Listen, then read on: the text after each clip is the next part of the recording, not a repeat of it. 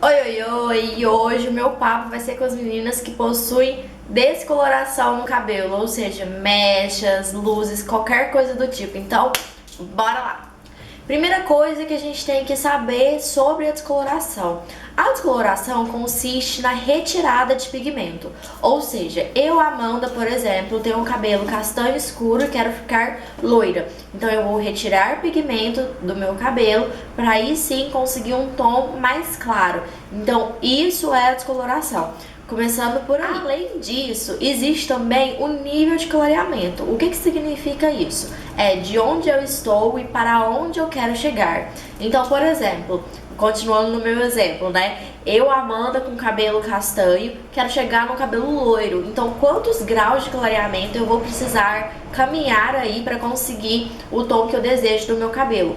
E lembrando que quanto maior o grau de clareamento, maiores são os danos. Então, mais cuidado, mais tratamento o cabelo vai precisar. Na descoloração, a gente também tem uma variação na quantidade de mechas. Então, por exemplo, quando eu tô falando de uma loira global, ela tem muito mais mechas, ou seja, todos os fios praticamente do cabelo dela está descolorido. Ao contrário, por exemplo, de uma morena iluminada, que tem uma quantidade um pouco menor de mechas. Isso também a gente tem que levar em consideração para pensar na saudabilidade do fio. Quanto maior a quantidade de mechas, mais você pode sentir que o seu cabelo ele vai ficar danificado. E principalmente quando a gente pensa num cabelo que arma, né? Porque o cabelo descolorido é um cabelo que tende a armar com mais facilidade. Isso acontece porque o cabelo ele teve uma retirada muito grande de água. Então, quanto mais o cabelo está desidratado, mais ele arma com facilidade. Por isso que a gente percebe ali logo nas primeiras lavagens após a descoloração que o cabelo ele fica mais volumoso, né? Então é um aspecto muito comum, apesar de não ser normal, é comum na descoloração. Então, quanto mais mechas o seu cabelo tiver, maior a tendência de armar. Além disso, quando a gente fala de descoloração, a gente tem várias técnicas diferentes. As duas mais comuns são a mecha na touca, né, que é um pouquinho mais antiga, que normalmente as pessoas chamam de luzes, e as mechas no papel, né, que tem um pouquinho mais de flexibilidade, você consegue utilizar técnicas diferentes. Isso significa que o seu cabelo ele pode ter nuances muito diferentes. Então, normalmente é mais interessante pensar nas mechas no papel para você conseguir uma variedade melhor de técnicas. Um fator que a gente tem que ter em mente é que um cabelo descolorido ele nunca mais vai voltar a ser como um cabelo natural. O que a gente tenta fazer, né, com o uso de produtos cosméticos é aproximar esse cabelo de um cabelo não descolorido, mas a gente nunca mais vai conseguir regenerar esse cabelo. Então a gente tenta aproximar ele por meio de uso de cosméticos. E é por isso que a gente tem que ter sempre um tratamento constante, né? Tanto é que o cronograma capilar hoje em dia tá muito na moda, porque a gente fala de uma sequência de tratamentos e não só de um período específico que a gente trata os fios.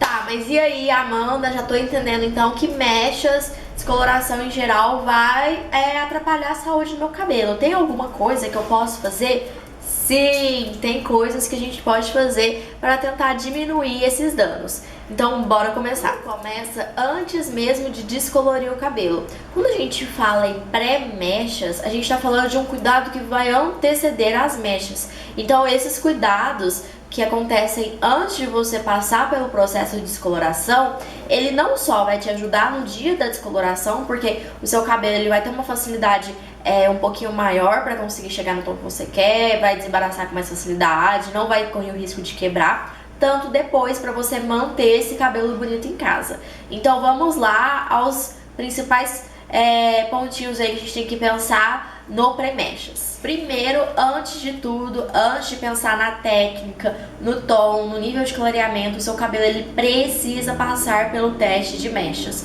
Por que que eu falo isso? Porque o nosso cabelo, ele é uma matéria inorgânica, certo? Então, a gente não tem como prever com 100% de exatidão, só pelo toque, por exemplo, se o cabelo está saudável ou não. O teste mecha, ele funciona como se fosse um exame do cabelo, então é essencial. Então, quando você decidir, né, passar por uma descoloração, exija teste mecha. E como que o teste mecha é feito? Normalmente a gente separa uma mecha da nuca, né, porque se caso acontecer alguma coisa, se caso o cabelo quebrar, fica mais escondido. E aí você vai usar exatamente a mistura, né, que o seu cabelo ele vai utilizar no processo de descoloração. Então, durante o teste mecha, a gente consegue avaliar a saudabilidade do seu cabelo, ou seja, se ele vai ficar elástico, se ele vai quebrar ali as pontinhas, então vai ter que cortar as pontinhas antes de colorir, o tom, ou seja, se você vai conseguir chegar no tom que você deseja, tudo isso a gente consegue avaliar por meio do teste de mechas. Então é um ponto muito importante. E aí, né, quais são os principais motivos para você reprovar no teste mecha? Vou falar aqui de 3 principais, mas existem outros também. Uso excessivo de ferramenta térmica.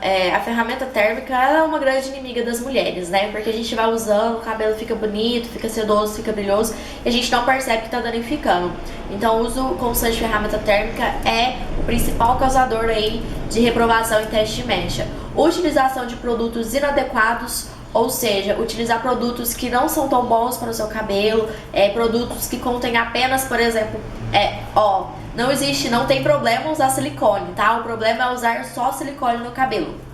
Então, a utilização de produtos inadequados pode fazer você reprovar no teste de mecha. E um outro fator super comum também que reprova no teste de mecha é piscina, né? Isso a gente pode até gravar um vídeo depois, mas o grande problema da piscina não é o cabelo ficar verde, mas sim um acúmulo de metal pesado. Então é também um fator que reprova bastante no teste de mechas. Então vamos lá, agora algumas recomendações aí para vocês conseguirem preparar o cabelo de vocês para passar pelo procedimento químico, tá? Que é a descoloração. Primeiro de tudo, pelo menos aí 15 dias antecedendo a sua descoloração, evitar a ferramenta térmica, porque assim você consegue manter os tratamentos, né, principalmente de máscaras de hidratação, no cabelo, porque toda vez que a gente utiliza uma ferramenta térmica, a gente está tirando o tratamento que a gente coloca por meio das máscaras cosméticas. 30 dias antecedendo as suas mechas, começa a hidratar esse cabelo. E hidratar, eu tô falando aqui da etapa mesmo de hidratação, tá? Principalmente máscaras que contenham ativos hidratantes na composição. Hidrate muito. Tem uma coisa que eu gosto muito de fazer pra mim, que eu sempre recomendo pras minhas clientes, pras seguidoras lá do Instagram, que é uma lavagem antes de fazer as mechas. Faça uma reconstrução, tá? Daquelas reconstruções assim bem potentes, porque você vai estar devolvendo massa pro seu cabelo. E lembrando que na descoloração a gente vai perder massa. Então por isso que eu sempre recomendo uma lavagem antecedendo as mechas, você fazer uma reconstrução. Pode fazer em casa, mas existem alguns salões que incluem, né, esses tratamentos já no seu pacote de mechas. De forma geral, evitar produtos que contenham alta concentração de silicones insolúveis, para não ter risco nenhum desses produtos acumularem na sua fibra capilar e você ter algum problema no momento da descoloração. Outra dica que eu gosto de dar, outra recomendação, é utilizar shampoos que fazem uma espécie de detox ou então sequestra metais pesados, né? Então, metal pesado a gente encontra em matizadores, piscina, chuveiro a gás, aquecedor solar, tudo isso contém metal pesado.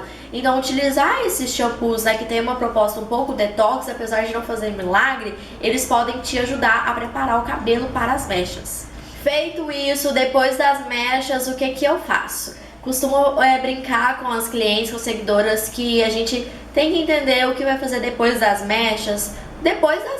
Então não adianta você querer comprar um produto para cuidar do seu cabelo se você ainda não sabe como ficou o seu cabelo depois das mechas, porque é um cabelo totalmente diferente, né? Não tem comparação em relação à textura, nem nada do tipo. Então a gente tem que esperar as mechas para aí sim escolher o produto adequado para o pós-mechas. De forma geral, a gente tem que seguir o cronograma com as 3 etapas, então hidratação, nutrição ou reconstrução, e normalmente em 90% das vezes a gente vai dar uma atenção especial para a reconstrução. Então, normalmente cabelo descolorido tem mais reconstrução no cronograma, tá? Principalmente pensando em um cabelo que foi descolorido recentemente. Evitar ferramenta térmica. Então, aquela mesma história, né, de evitar ferramenta térmica antes das mechas, se repete agora também.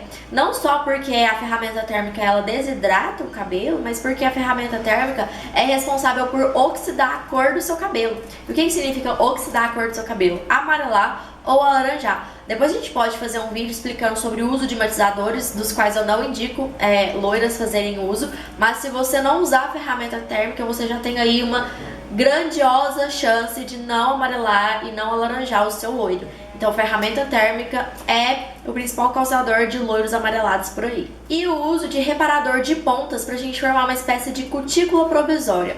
Porque com a descoloração, a nossa cutícula, ela fica danificada. E não existe um tratamento imediato que vai recuperar a cutícula do seu cabelo. E a cutícula do seu cabelo ela é muito importante porque ela mantém os tratamentos e ela protege também o seu cabelo. Então, utilizar reparador de pontas vai formar uma espécie de película que vai proteger o seu cabelo, já que a sua cutícula está fragilizada. Bom, meninas, então era isso que eu tinha para conversar com vocês hoje sobre descoloração, sobre os cuidados que a gente tem que ter antes e depois. Não se esqueça de me ajudar a crescer esse canal aqui, deixa o seu like, se inscreve no canal e até o próximo vídeo. Um beijo!